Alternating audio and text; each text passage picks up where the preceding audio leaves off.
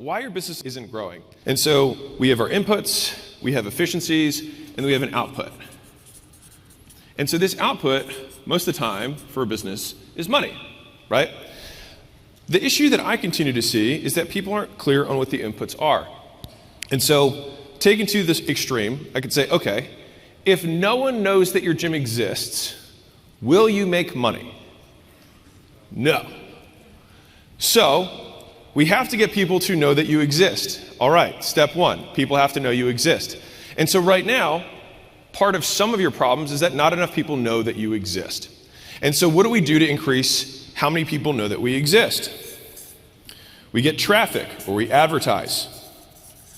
Now, if advertising is the thing that we're going to do to get more people to know about our stuff,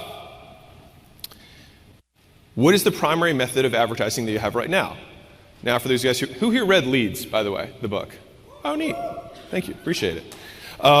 So you can reach out to people that you know or don't know. You can make content. You can run ads.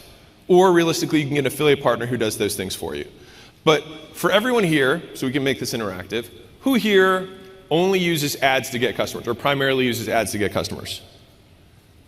Okay, so that looks like about a quarter to a third. Okay. Who here uses outreach to get customers primarily?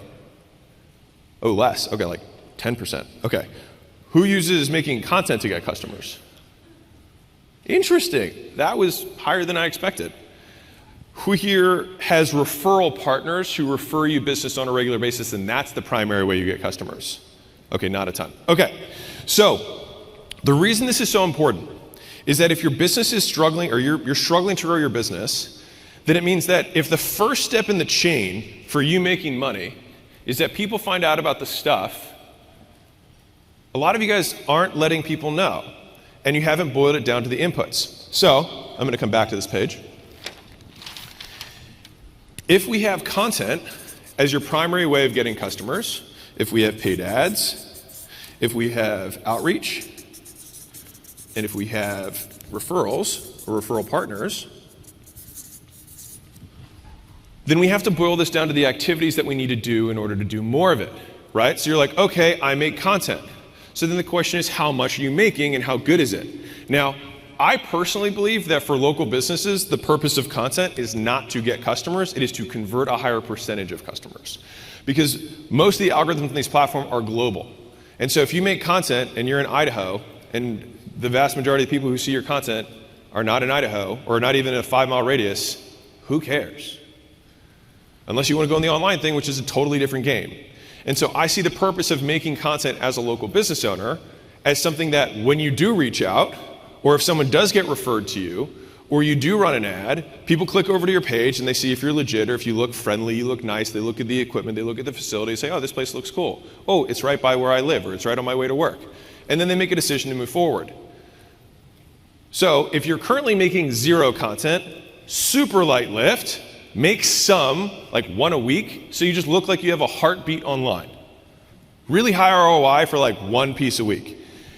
Beyond going above that, then you get into the I want to make content as my primary marketing mechanism, and now you're driving volume and quality through that. So this then, if content is your primary way, which I'm still amazed by for those of you who that's what you do, is that you want to start thinking, how do I make, and for context, we make about 400 pieces of content a week posted. It's a lot. And so you're like, wait a sec, you're like doing the math, you're like, that's 55 pieces a day. It's a lot. It's more than 2 an hour. So, a lot. And so, as a baseline, let's start with like 2 a day. Something that you can do. And the reason I want to boil this down this way is that if you're like, I can't grow my gym, I can't grow my business, and the thing that grows my business is that I make content, then do a shitload more of that. I know. Crazy. It's what I'm known for, the very deep insights. All right. So paid ads, which was, I think, the largest percentage of you here, still a minority, which half frightens me for you, but we'll keep going. Paid ads. The thing that you do when you run paid ads is that you're spending money every day. So the actual platform does the distribution of the content for you, does the distribution of the offer for you, so that you can generate leads.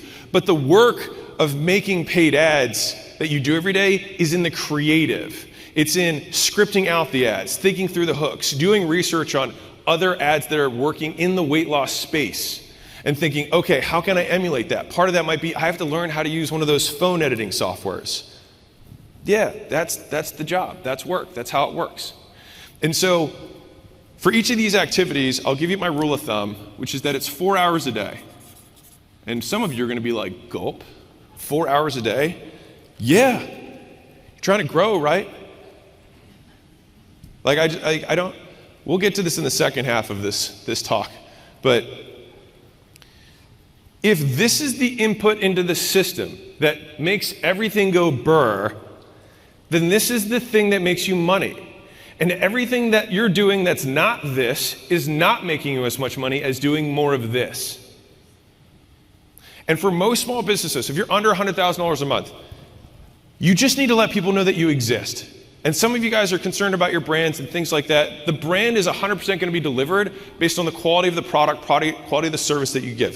So I'm going to give you a quick little hack here, and then we'll come back to this. So brand can only be built in 3 ways. One is what you say. The second is what other people say. And the third is what people experience themselves. And so what ends up happening is, in the beginning, you have no customers. In the beginning, it was dark, right? So you say stuff. You say, hey, my stuff's awesome. Look, it's clean, it's stuff, it's in the neighborhood that you like, it's safe, whatever. You won't get hurt here. You'll look nice and skinny. You want to be skinny. Look at me. I'm skinny too. You could be like me.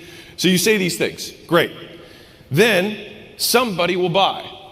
And then if they have good things to say, they leave you reviews. And then the person who's considering buying is like, okay, well, I like what they were saying, and other people seem to be saying nice stuff. So then maybe I will buy. But then as soon as they do buy, they actually have an experience personally. So here, these 2 things are approximations. These 2 things are advertising. This is product. Because somebody can come out with the coolest, most premium, sweetest looking brand in the world, but if you buy the shirt and it has holes in it, not the holes that are cool, just holes, it's gonna suck. And you'd be like, these guys are full of it. If you wait in line forever for this swanky new restaurant because they say they were really cool and expensive, and other people say they were really cool and expensive, and then you go there and you're like, this is not cool and just expensive. You're like, I hate this place. And so immediately, there's a promise that you're making here, and then you deliver it here. And if you deliver based on the promise you make, that reinforces the brand. And then these people become these people, and they say nice shit. And that is how you build a brand in a local business. That's it. It's all about the delivery. And the reality is the vast majority, I'll say, the average person here is mediocre. Just waiting for that to hit, but maybe it didn't. Anyways. Half of you are below average, I know. But the real is like everybody here, most people would say, no, our gym's like the amount of times that I heard, my gym's amazing, if people just came in to experience it, I'd be like, do you have customers? And they're like, yeah. I'm like, and they're not getting you more customers? Not amazing. You're not that good. And that's okay. But the problem is when you think you are good, and then don't put any attention to it because you delude yourself into thinking that you're so good that no one talks about your shit. I'm so good, people just want to keep me a secret. Sure. It's like, I love you so much, baby, I just can't bring you in public. Okay. So back to advertising. All right. So you're making 2 pieces of content today if that's what you're doing. If you're running paid ads, you want to commit to a certain dollar amount per day. And I can't impress this upon you enough, is that like, you spend this money before you eat. Like this is how your business eats. This is not feeding your child if you don't spend this money. Because this is how you distribute your message. This is how people find out about your stuff. This is the input into the system that goes burr and then makes money. So you spend the money and then your 4 hours for this is about how to make ads. And that's the skill. If you do that every day, guess what? You'll get way better at making ads. And so I'll give you a little hack that I do. One, whenever I see an ad of any kind, so one, I'm not premium on anything. I want to see the ads. If I like an ad, I save it. I screenshot it, and I have an album that's all the ads that I like. Then, when I go to start making ads, which if it's you, you're going to be doing this every day, I go back, I review my all-time greatest ads, and I like to drink them in. So I'm like, okay, these are the words that I was saying. These were the hooks. These are the settings that I was using. Okay, these are the pain points I brought up. And then I look at the new ads that I've seen that week that I thought were kind of interesting, and I say, okay, what elements from this can I merge with the stuff that I already know to create something that's kind of new? And so then I make a whole bunch of those, and I take my winning ads, and I just make them again. Like, same words, I just do it again. And then I run them, and I see how they're doing. And if I want to learn an effect, I Google how to put this effect on a video, and then we put the effect on the video, and then the ad starts performing. Or it does it. And guess what you do tomorrow? You do it a fucking again. And like, I have had a lot of conversations with gym owners in my life. And I'm not going to get to the second part of this talk because otherwise I'll get more offensive. So I'm going to wait. I'll complete this thought process. So, okay. Please spend money on ads, please, so that people can find out about your gym. And if your stuff sucks, then how are you going to get better besides kind of like bringing people in so that you can learn that you suck and then getting practice so that you can get better? Because you can spend all the time in the world trying to imagine how good your customer success, is going to be until you have like 20 new members and you're like, oh my God, everything's broken. I don't have any process for anything. And like, I suck and my trainer was late and wow, what a terrible experience. But you can't have that learning until they walk in the door. So you're running paid ads. If you're doing outreach, which was like 10% of you guys, I'm going to say it again, but the rule of 100, it just works. It's consistent as gravity. It works.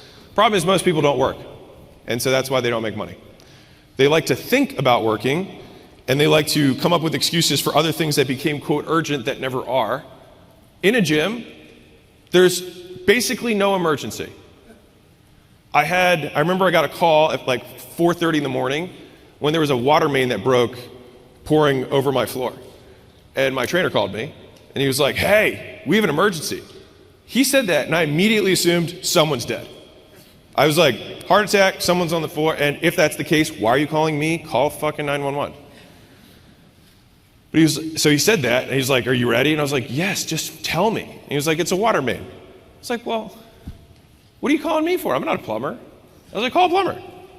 And I could have slept a couple hours. I wasn't going to change anything. Well, what do you want me to do? What do you think you should do? Work out outside. Great idea. Do that. Why are you calling me? There's no emergencies. Like, unless you're in healthcare and you're in shock trauma, there are no emergencies. And so I say this to underline one point, which is that many of you become distracted by things that you perceive to be emergencies, but the real emergency is that you're not doing the shit you need to do to grow your business. Thanks. With the music. There you go. It's a real bar. Okay. So last one's referral. And I'm going to say, when I say referral here, I mean a referral partner, meaning you have a chiropractor, you have a doctor that you helped out, and they have a huge practice, and they start sending you, and you create some sort of relationship. That, you still do these things to attract this person. And if you're like, man, I've got this one guy, and he sends me like half my customers. Well, how amazing would it be if you had 10 of those guys, or 20 of those guys? Well, you know how you do that? You ask them. You reach out to them. You give them gifts. You bribe them. Really? That's how it works. And you know how you bribe another business owner? You send them business. If you want someone to send you business, send them business first. Little rule of life. It works a lot better that way. Okay, so we have our inputs and our outputs in the system, right?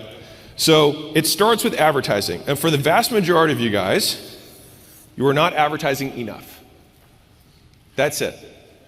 Who here spends 4 hours a day, 6 days a week, advertising doing one of those 4 things? Does your gym make money? Yeah. It's like, I don't have a gym, but yes, I make money. It's like, what are you doing here? It's called GymCon. All right. I promise you, if you spend 4 hours, like 4 hours a day is not much. Like 4 hours a day. I don't know. Like, what are you doing?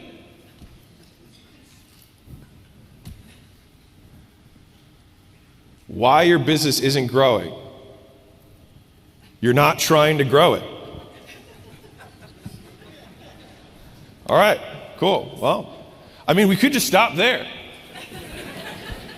None of you are even doing it. All right. Well, let's talk about efficiency while we're at it. It doesn't matter because you're not putting anything in the system anyways, but let's talk about it. So, fundamentally, I'm being dead serious. It's just like it doesn't. If I were to spend a full day with each of you, I would be like, oh, okay, well, what are we going to do with the rest of our 7 hours and 40 minutes that we have for this day? Because that's the problem. But okay, let's talk about efficiency. So, fundamentally, you got to let people know. Fantastic. Now they know, you got to get them to give you money, which is going to be the conversion process. All right? Cool. Conversion is going to be the next step in this efficiency. I'll give you a little spoiler of the next ones. Then you've got your price, and then you've got your churn. And I'm saying this specific to gyms because it's recurring business. Okay. So, if we think about what a business is, you get more customers or you make them worth more. It is the only way that you will make more money. Fundamentally, that is it. There's no other way. Get more customers, make them worth more. If we double click into each of these, getting more customers means you need more traffic and better conversion. And so if right now you're not getting enough customers, it means you need more traffic or better conversion.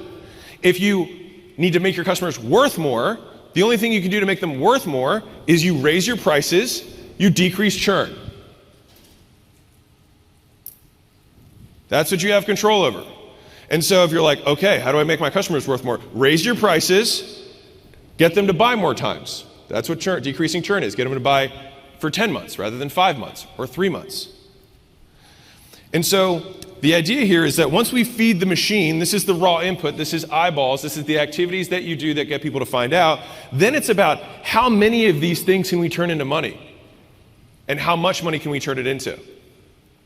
And so the most efficient gyms are ones that convert a very high percentage at a very high price and get people to buy lots of times. And so this is from a constraints perspective of figuring out what's wrong with your gym. And for everybody who didn't raise their hand, which is literally everyone here, it's this, but we'll talk about the other three, is that you have steps within this conversion process. You have to get them to schedule, you have to get them to show, and you've got to close. So who here sucks at sales? Can I get a hand? Some of you suck at sales. That's fine. It's helpful to actually, it's like the first step is being like, hi, my name's Sarah, and I can't close a door. It's okay. And so if you want to get better at sales, if that's the problem, you're getting leads in the door but you can't close, then you practice closing. And you do that for 4 hours a day. And so there's probably a meta takeaway here, which is that whatever the big problem in my business is, that's what my first 4 hours every day are spent doing until I solve that problem. And then I change what that 4 hours is spent on. But that 4 hours that I spend in the morning before everyone gets there, or if you're a late night person, the last hours of the day when everyone's asleep, that is what moves the business forward. The vast majority of people skip those 4 hours and go straight to firefighting all day. But the thing is that if you look back on last month, or 2 months, or 3 months back, the only thing that you really will have to show for progress is what you did in those 4 hours. It's something that it took me a little bit of time to realize. And I was like, oh, if I don't do it in that 4 hours, nothing big moves forward. But what I can promise is that I don't remember any of the fires that I put out last month. The fires are going to happen and they will get put out. You'll also find that if you ignore them, they tend to also go away. Real talk. And so if you're having a conversion issue from sales, you practice sales. The way you practice sales is you role play. You do it with somebody else. Play with a friend. That's how it works. And you want fast feedback loops. You need to be able to breathe the script. And the secret to making sure that you don't sound dumb in the sale is you make them sound dumb in the sale. And you do that by asking questions. So no one can oppose you. This is a little pro tip. No one can oppose you if you make no statements. So whoever answers questions in the sale is the one who's losing. And so you can even address this with every single obstacle that you ever come in contact with. Well, what certifications do you guys have here? Which ones are you looking for? They don't know. This is a question their friend told them to ask. They have no idea. And then they're like, what are the workouts like? Well, what's your dream workout? They tell you. And you're like, well, it's not that. If I really want, I'd be like, well, how's that working for you? Well, I don't do them. Okay. That's why you're here? Cool. Well, then why don't you do our workouts? So the thing is there's always a way to sidestep objections by just asking what they're trying to get out of the question that they're asking you. And most of the time, they have no idea. Because you should know the answer to their question better than they do because you've had this conversation before. Imagine having the same conversation over and over again and sucking at that one conversation. Mind-blowing. It's also like not advertising your fucking business. Anyways. So you've got show rates, you've got schedule rates, and you've got close rates. So that's our conversion efficiency. And so whichever one of these is below benchmark is the one that you spend your hours on. I'll also promise you that schedule rate and show rate, if you actually spend 4 hours a day on it, will not be a problem at all. But everyone just wants this to just go away magically and wants everyone just like show up ready to close. Like, my leads suck. All leads suck. Until they become customers, and they're amazing. Right? But then like the process of taking a lead and making it into a customer is work. And everyone's afraid of doing that. And if you're looking to make your first dollar online or monetize your audience no matter what the size is, school.com/games is the easiest way that I know how to do it. I take a call once a week inside of that community to answer questions for people who are getting started. I have a step-by-step course that lays out what exactly to do to make your first dollar online. And once a month, I drop 8 hours of training from the top 10 community business owners showing exactly what they're doing to scale their communities today. School.com/games. You can start for free. And so now we get into LTV. So you advertise more, you work on these things for conversion to increase the conversion rate you have in the business, and then you've got price and churn. Now, Kale, I'm sure, talked about pricing at some point. Yes? Okay. You're probably priced too low. And it's not because we want to destroy your gym. You're priced too low because at that price you will not make a profit. The amount of times that I had gym owners who were like, my gym's full and I'm not making money. And I was like, do you see a problem? Like, you can't service any more customers, but you don't make any money. Get where I'm going with this? Like, something has to change. And if you're already full, we just need to increase the price. You're mispriced, and that's okay. Like, that's how you learn. But for many of you, you just need to send an email and send a letter and let people know that from this point going forward, this is the new price. Grab your big boy and big girl pants and say, like, I'm going to take this risk because the other way is guaranteed to never work. That's the thing, is like we want to stay in the same boat and be like, you know what? Even though all the math makes sense with this higher price, I'm afraid, and I'm going to let that stop me forever from getting the business to be where it needs to be. Ugh, that sucks. So don't think that. Make the bet, and then deliver like that actually is your price, and do a really good job on the back end. And the way that you do a good job, which Gym Launch has already given you, but you have exit interviews with people on the way out the door. You can save half of them by saying, oh, you're right, I didn't give you enough support. You should go into this higher thing. That's what actually gives you the support. You save half your customers. Awesome. You reach out to them every 2 weeks or so, as though you actually cared about them. That was a joke. But no one laughed at that one. Anyways, so you reach out to them every couple of weeks and you just make sure it's a touch base, it's a pulse check. You don't even need to talk about fitness. It's just to make sure that they know that you know that they exist. You track attendance. When someone says that they're actually going to show up for a time, you make sure they show up. And if they don't show up, you say, hey, Marley, where were you? I missed you. We actually track this, and we could watch people go from 3 times a week, 3 times a week, 2 times a week, 1 time a week, cancel. You can just watch it if you track attendance. But if you implement that, you go 3 times a week, 3 times a week, 2 times a week, Marley, get your ass in here, 3 times a week, 3 times a week, and she keeps going. They have to know that they're missed. The next one, and this is something that happened later in my life that I learned, is about onboarding. So when somebody comes in the door and you do sell them, the next 24 hours are absolutely crucial to setting all the expectations of what their experience is going to be. And so right now, if your onboarding process is show up on Monday, tough, very hard. And so if there's ever a time where you invest more resources into a customer, it's in that first 24, 48, 72 hours, so that they know exactly where they're going to go, at what time, who's going to talk to them, who reconfirms they're showing up because they're petrified because they haven't worked out in 6 years and they feel terrible and they used to be a high school weight and they can't look at the scale now because it makes them feel terrible, whatever, right? And we have to deal with this by over-communicating in the window of time that makes the most sense. And so even if it feels like it takes a little bit more effort, I promise you, you will get 2, 3, 5 more purchases from this person in terms of months by just making sure that they know when they're supposed to be there, who's going to be there to welcome them, and who's going to show them around a little bit in the beginning so that they don't feel like they're completely lost. Okay. That's churn. Fantastic. So, right now, if your business is not growing as much as you want, you're not advertising enough. If you're advertising enough and people are finding out about it, you're getting leads, they're either not scheduling, not showing, or not closing. If it's one of those 3, then all of your effort in that first 4 hours of the day is to getting them to schedule, getting them to show, getting them to close. If you're getting all of that stuff, you've got lots of people and you're closing them all, but you're not making any money, you're mispriced. And if you're getting all of this and you have a high price, but everyone falls out the back door, you have to make your stuff better. And this is how you walk through it. This is how you figure out what the problem in the business is. And so, who here has capacity in their gym right now? Okay. Start there. So, that is part 1 of my talk.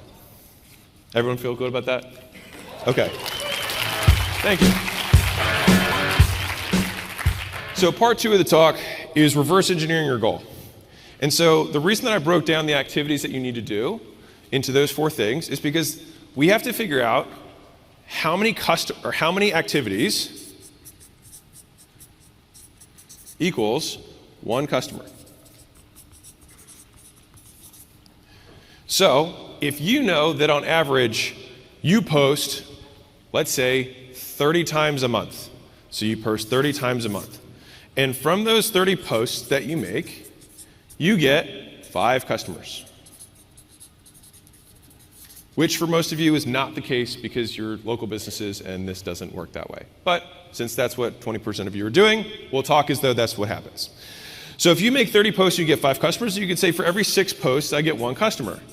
Okay, so I need to make more posts and I need better posts. And if you're like, okay, I want to get to 25 customers is my goal. This is the goal. Then I need to 25x this. So I need to make 150, which means I need to do 5 a day. Okay, this is something I can control. Is this making sense? This is literally what I do with the businesses that we buy. I just boil everything down to like, what do we do that makes us money? Not all the stuff after that. What do we do that makes us money? And they're like, okay, we have an outbound team. I'm like, okay, so what are the outbound activities? It's like, well, we haven't tracked it well yet. Well, start. So let's say you do 100 reach outs. And that creates 1 customer. Okay. And currently you're getting 10 customers. Currently. Fantastic. And so that means you're doing 1,000 per month, which means you're doing 30 per day. Okay, well, if I want to get to 50 customers a month, then I need to 5x this to get to 150 per day. And then that gets me my 50 customers. And what's interesting is that when you do actually increase the volume that much, you also get better. So you actually get leverage on the time because your skill improves. If you do 100 reach outs a day for a while, you get pretty good at it. But when you start in the beginning and you do 10 a day, you just tend to keep sucking because you never do enough to turn the corner to get enough reps in. So let me ask you a different question to maybe drive this home. Has anyone had a day where you had maybe a week where you had a lot of sales? You had 2, 3, 4 appointments a day for like a week straight? Can I get a hand? Okay. Did you feel like you were way hotter? Like when you were selling, you're like, okay, because you get these fast feedback loops. You're like, all right, I got another one in an hour, and then you like practice again. Ooh, and so like you're sharpening the sword. On the flip side, you have a dead week and you have like 2 sales consults. It's like you gotta brush the rust off, right? Like the amount that you work, the amount of volume you do, will directly feed into how good you are at it. And that's why the rich keep getting richer, is that they do more, and by doing more, they get more from their more. They get better too. And so that's how skills start compounding, and that's how you can just blow everyone away. Like the idea that any single person here gives a shit what the guy down the street is doing baffles me. It just doesn't matter at all. Because that guy is like everyone else here and not even advertising. And he's mispriced, and he's breaking even though his classes there are people running outside looking crazy. He still doesn't take any money home. You know how I know? Because I've looked at so many gym owner P&Ls. No one makes money except for the guys who track their stuff, know their inputs, actually advertise, work their leads, price appropriately, and remind customers to actually use the gym.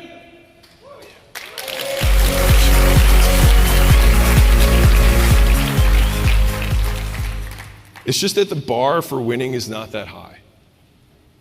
And so I was going to wait to make this like the last part of the presentation, but I'm going to end up going here, so whatever.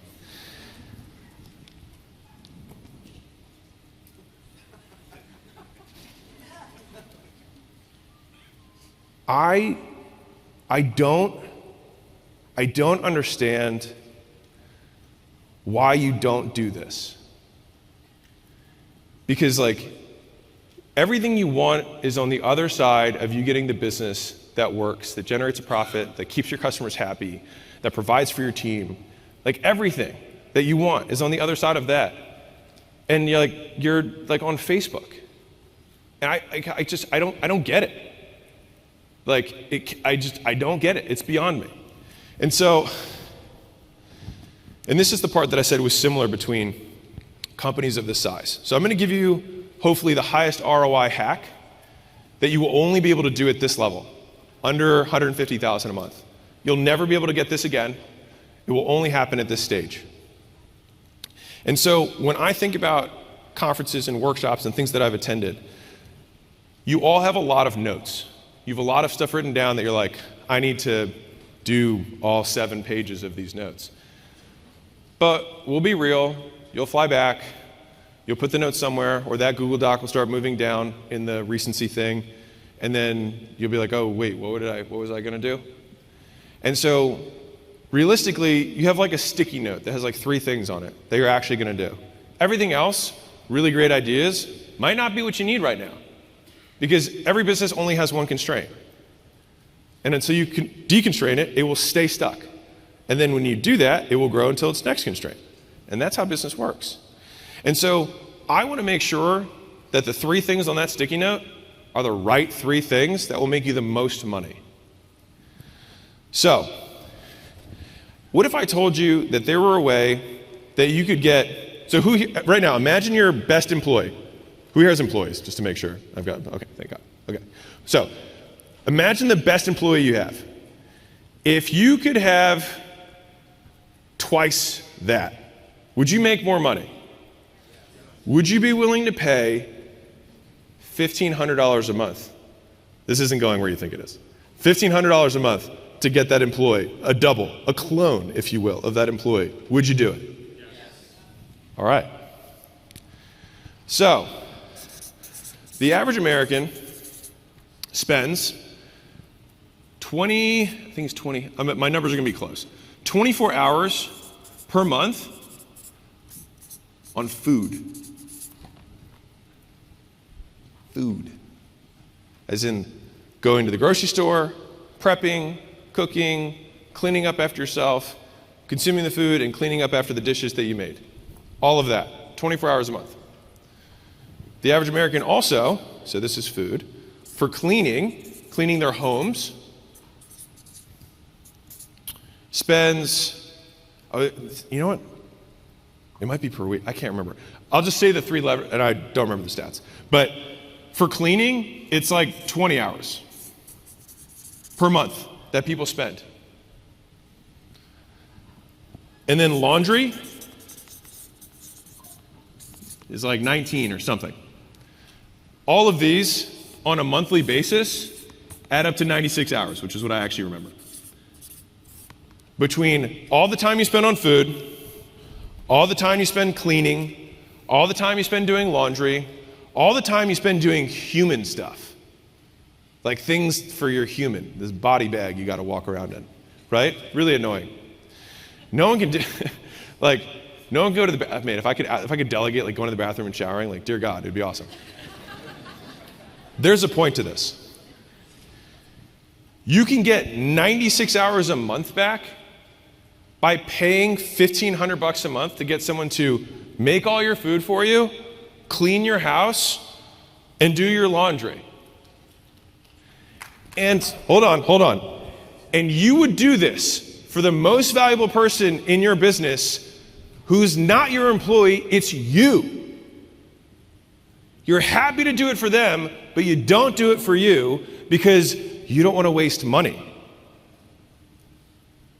But you would literally do it for a teammate who's not as good as you, and I'm making a bet here because they don't own the business and they're probably not as skilled as you are because you probably taught them half the stuff they know. And you're not doing it. And so I want to break this, like, if I can get every single person here 96 hours a month, it's more than 2 full work weeks. And the difference is, like, I don't get into, like, stop watching Netflix and television and all that stuff because that's another 100 hours. But you guys like that stuff and you're not going to stop, so who cares? I'm not even going to get into it. You are, whatever. But no one likes this.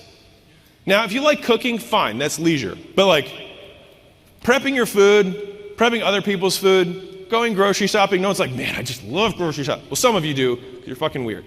But it's not worth it. And so right now, I'm laddering up to this. The 4 hours a day that no one here is spending to actually grow their company, I just found it.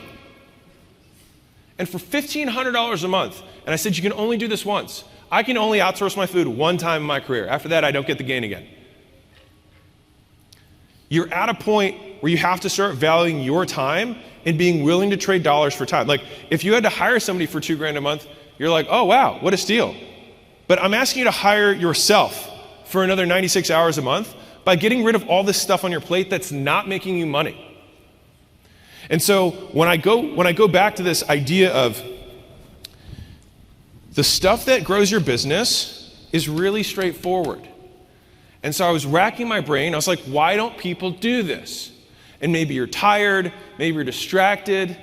Well, when I had these meetings where I talked to these smaller, with the business owners that are between 10 and 150,000 a month, this is what they're telling me they're spending their time on. And don't. Stop. And I promise you, if you spend 96 hours a month on the constraint of your business, it will grow a lot. And then you'll be here, and everyone's like, what was your secret? You're like, Alex told me I should stop cooking my own food. And then I started working my leads, and we made more money. If you can make more than $15 an hour actively working, because that's what $1,500 divided by 96 is roughly, then it's worth it. Now, if you do that, and then you do nothing with the extra 96 hours, then shame on you. You deserve to be poor. So, please do that. It's on the sticky note for the day. Is that maybe sticky point number 1? Spend 4 hours a day on the constraint of my business. Sticky note number 2, make sure that I actually get those 4 hours a day in by paying for all the things that are not that. And so once you're really clear on the things that you actually have to do from an activity perspective, the rest becomes elimination. And so right now, a lot of you guys have a lot of things on your to-do list, right? I'm sure, especially leaving here. Like, oh my God, I have all this stuff I have to do. But I would encourage you to focus on your to-don't list. Like, really, really. I get a lot of credit for the speed that we moved in business. And I would put a disproportionate amount of effort or weight on the fact that we just try not to spend time doing stuff that doesn't matter. And trying to not spend time wasting mental energy on things that I can buy to replace. And so like when I was a single guy, I get made fun of on TikTok now for it, but like I just went to Chipotle for all my meals. I never bought groceries because it didn't make any sense. Because I was like, well, if I close a sale, that's $500, and that's all my Chipotle for like 2 weeks. And then I can not worry about food at all. And then the next hour, I can close another $500 and be like, well, that's my cleaning for the month. And then the next hour, right? See what I'm saying here? But if you think small, you stay small. Like you got to be willing to take the bet. And if there's ever been somebody to reinvest your time into getting more skills, why on earth would you not do it for you? So.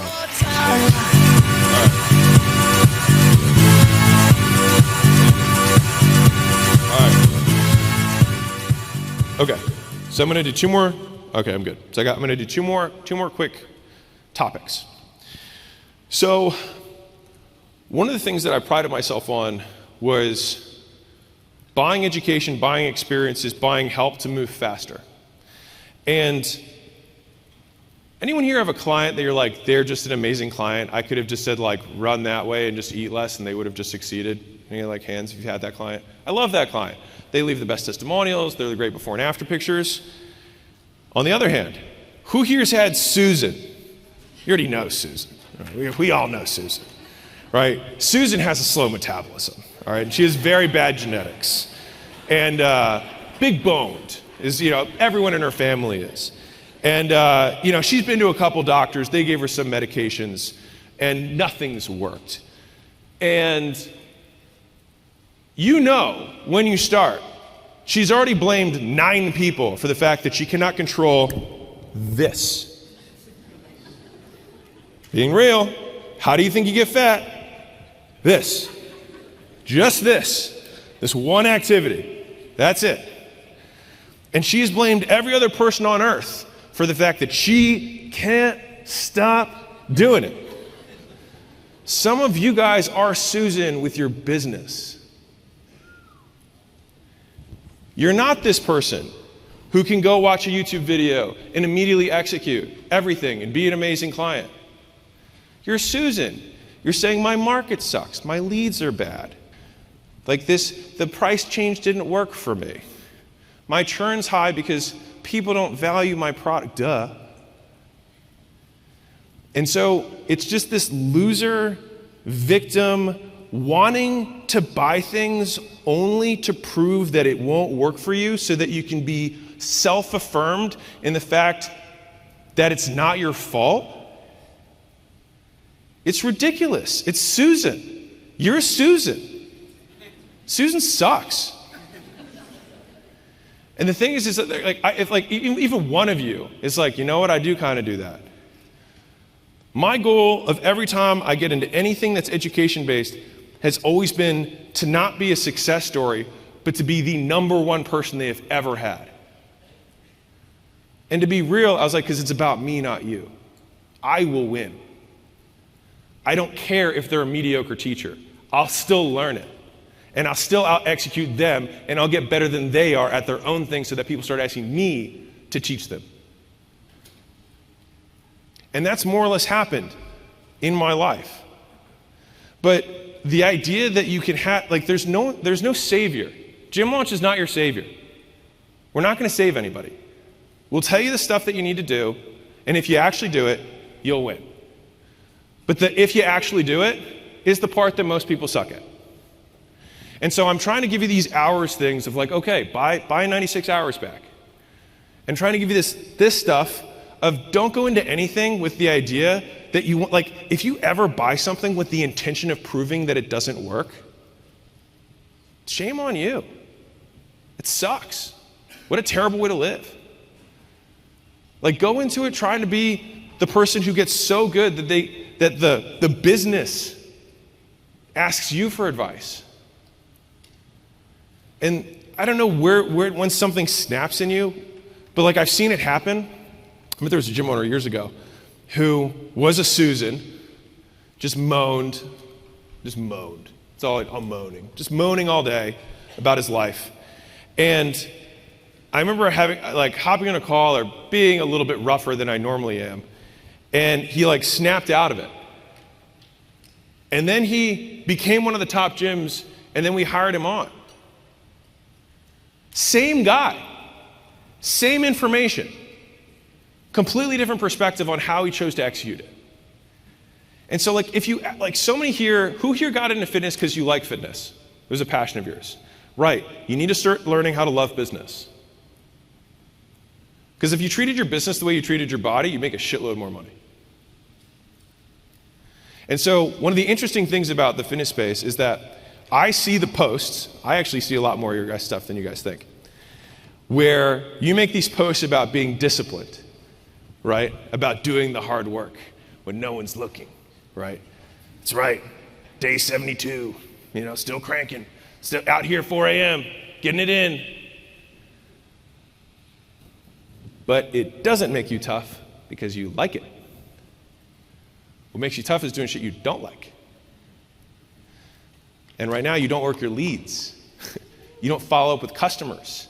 You don't send handwritten cards. You don't have member events. You don't spend money on ads. You don't learn editing software so you can make better ads. You don't research what you're going to say in the ad so that they're actually good. You don't practice your sales script. You don't set up your lobby. You don't put reviews online. You don't ask people for reviews. You don't ask people for referrals. You don't try and make affiliate partners. But you're tough because you can drink egg whites.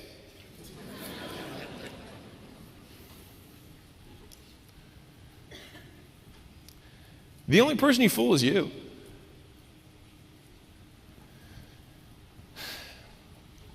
And so I want everyone here to make a lot of money. And I want you guys to have the gyms you want.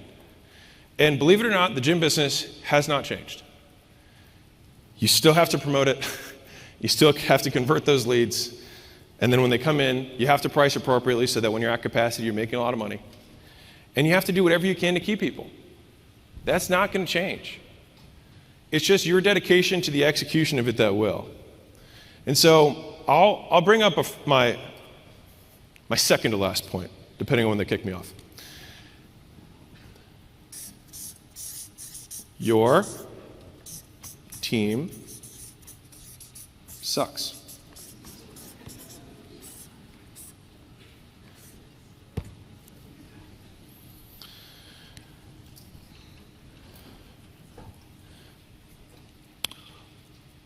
We thought earlier about your favorite employee, right?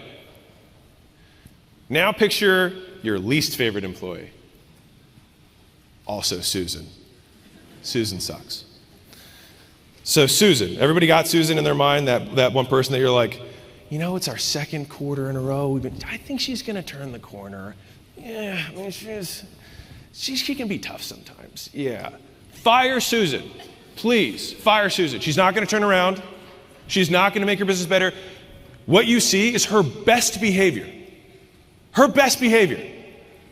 And the moment you fire her, you're going to hear horror stories from all the customers. They're going to come up to you and be like, oh my God, thank God you fired Susan. She was sleeping here once. Oh my gosh, the other day, you wouldn't believe what she said to me. All of this stuff. Fire Susan. Because the other thing that Susan does is she sets the bar for your standards. And I can tell you that one of the biggest things that if I can identify something in an entrepreneur to know that they're going to win, I just look at their team. I don't even have to look at them. Because they're the ones doing it. And I'll tell you a story. Let me see if I can tell a PG version of this. I'm just going to be real with you. So,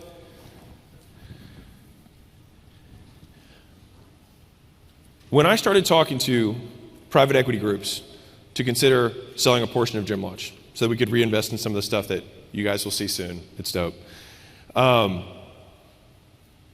I had all these calls with investment bankers and private equity groups.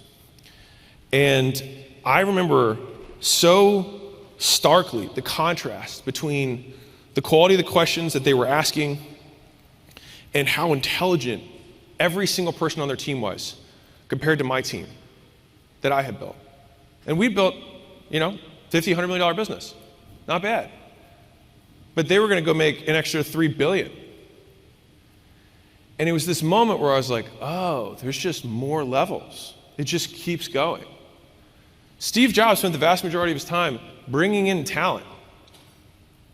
Because fundamentally, someone else can run your facility better than you. The problem is that you can't get that person to work for you because of who you are and because of the people that you allow to be in your vicinity. They would walk in, they would see the other people and be like, oh, I don't want to associate with them. And they just walk out the other side. And so you need to raise your standards. And right now, I'll bet that the vast majority of the people that work in your business are mediocre. And that's why your gym's mediocre. Because if we're being real, they're the ones that are doing everything. They're the ones that are teaching the classes. They're the ones not working the leads when you tell them to. They're the ones not following the sales script when the person walks in the door. They're the one forgetting to write the handwritten cards. They're the ones that show up late to the event that they're supposed to be the champions of and invite their people to, but they didn't. They're the ones that don't wear the uniform the way you ask them to because they want to be special. Has anyone dealt with any of this stuff? Yes. But you tolerate it. And so it's your fault. And so the higher my standards have become, the better my teams have become, the easier business has gotten, because solving the business problems aren't complicated. It's the everything else. It's the fact that Susan still takes up your time. The fact that you when you're in bed at night and you're talking to your spouse and you're like, God, Susan, I want to believe her, but this is the third time she was late, and third time! Third! What happened after the first one? Right? And we're spending all this time, all this bandwidth, that you could be spending actually improving the business, not. And so Susan's cost isn't just the fact that she sucks at her job. She also repels anyone who's good. She also is bad with customers. And she drains the single most important resource from the most valuable employee in the business, which is you. And so you just have to raise the standards. If I was going to spend a day with each of you, I can promise you, half the conversation I'd be like, okay, so when you leave here today, you're gonna stop spending 96 hours a month on stuff that you can outsource for $1,500. You're gonna spend the 4 hours you just gained back actually doing whatever the constraint of the business is so you actually make more money. And you're gonna get rid of all the people who suck. Now, part of you, I can already hear it, like, but what am I gonna do with the bad work that she's gonna stop doing? Right? What am I gonna do about the work she's not doing that she pretends to do that I pay her for anyways? And this is the real talk.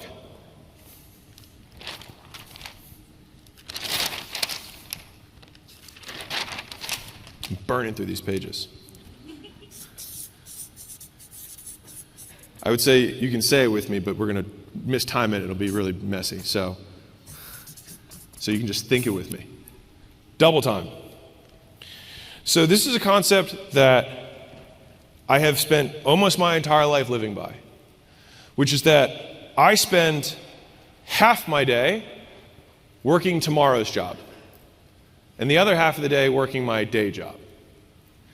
And by thinking about my time this way, I can move on double time. I can move at twice the speed. But that does compound over time. And so if you have to take Susan's work over, I'll bet you that what took Susan 20 hours that you pay her 40 for, you can do in 5. And because you haven't done it in a while, you'll probably realize there's a bunch of systems you probably clean up. And then you'll get closer to the customers, not a bad thing. And when you bring that next person in, you'll have been fresh on it and you can actually train them how to do it the right way. And put a good feedback loop in for when they do it right. So one of the big problems with management overall is that it's basically, if I don't say anything, you're doing great, and when you mess up, I hammer you. What you want to be able to do is give people a cookie when a plane lands on time. rather than only when plane crashes happen. Because it's kind of like if you do something for your spouse, let's say you wash the dishes because they like that you wash the dishes. If you do that 3, 4, 5 times and they never say thanks, you're just like, either this isn't important or I don't need to do this. And they think the same way about their role. So if you just say, hey, do this thing, and you never say it again, and you never tell them a good job when they do it, they will do it one time and then stop doing it because you didn't talk about it. And then you find out months later that this thing you thought was happening isn't happening, and you've been paying them for it the whole time. And so I promise you, if you think Susan sucks, she probably sucks more than you think she does. And she's not doing nearly as much work as you think she is either. And the work she is doing, also probably not that good. So we have our big sticky note. Number 1, 4 hours per day on the constraint. Which, for what it sounds like everybody here, is you're not advertising enough. Number 2, you're going to replace all of the time that you spend doing human stuff, you're going to pay someone else to do it for you.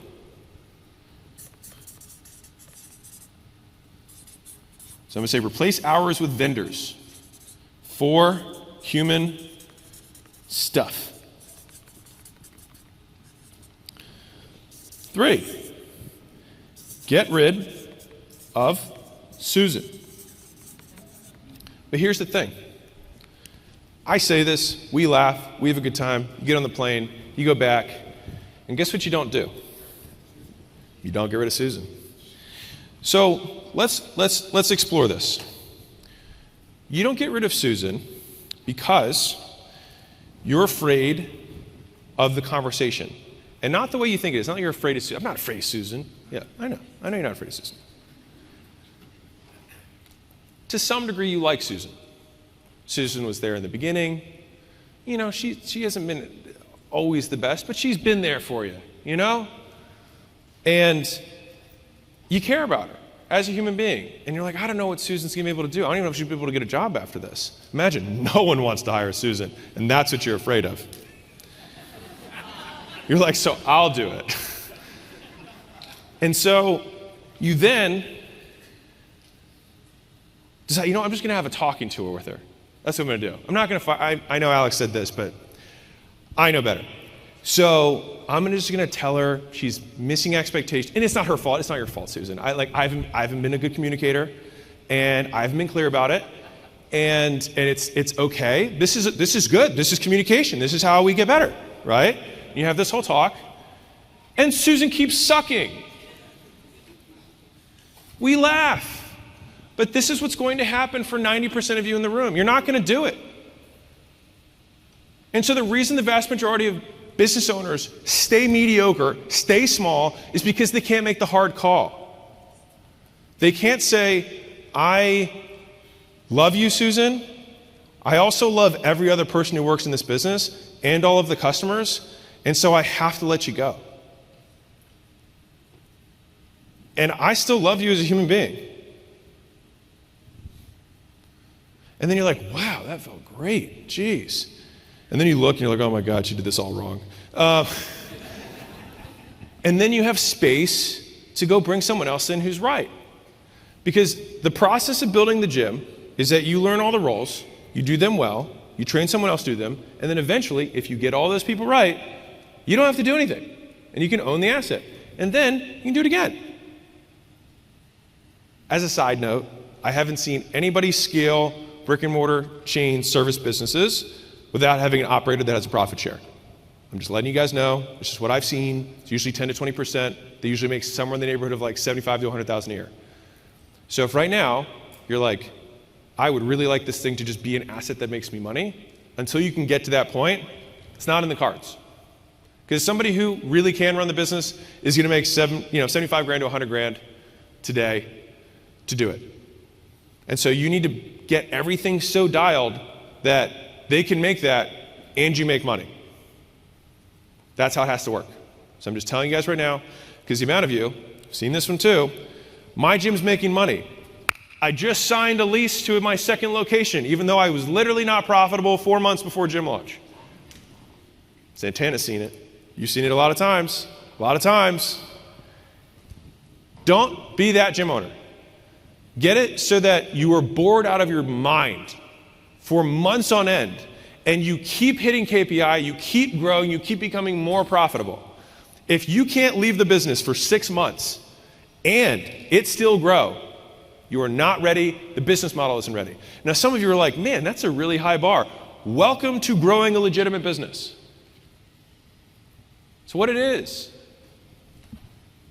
So, we have 5 minutes left. I want to make sure that the sticky note that you actually do when you get home has the right stuff on it. Okay. So, who here, after hearing this, is like, I'm not advertising enough? Thank you.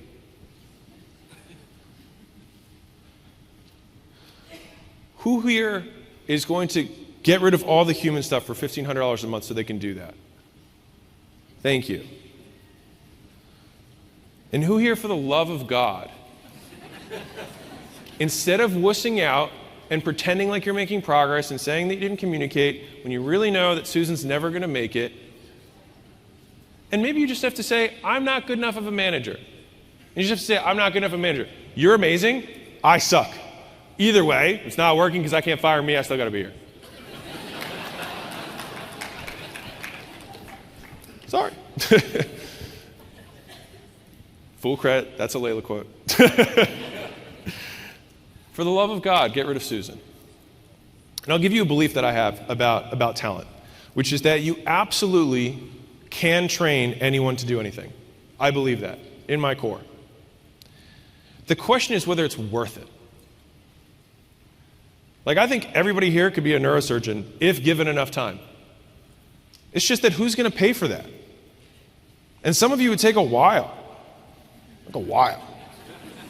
I've seen some of your hands, man. Some fucking sausage, like, I don't know, brain. You could do it eventually. But the question is whether you want to be the one to incur the cost. Because fundamentally, all business is reallocation of resources. You have time, you've got money, and you've got energy. And you put it in, and the people who get the best returns on it make the most money. And so when you're spending all this time on Susan, you could just take a 7 and make them a 10. And it would take you less time. You'd literally get a better employee to be better, even faster, instead of riding this ride you keep having with Susan over and over again. Does everyone know who their Susan is in their mind right now? So, number 3 on the sticky note. Will you please, for the love of God, get rid of Susan? Actually, can I get hands? All right, please remember if you raised your hand, and 30 days from now, if Susan's still here, I just need you to write on your mirror,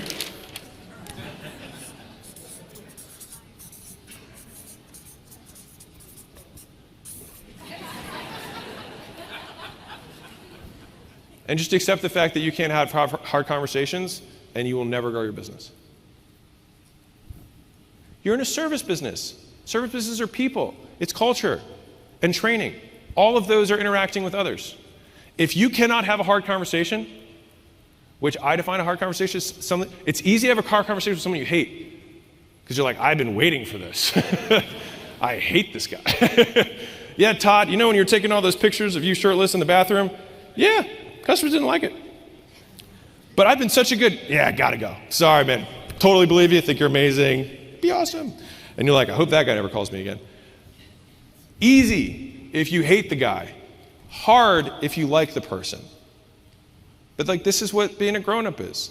It's like you gotta be able to have these hard conversations. You gotta be able to say, it's not working out. And so many of you have personnel issues. I know this because I've spent days and days and days and days with deep dives in the business. And honestly, you don't need a deep dive in the business. What you're not doing is obvious. And so I put all my effort on why you're not doing it, which is that your time is getting sucked up with human stuff and your attention's getting drained by girls like Susan and guys like Todd. Cool? All right, thank you guys so much.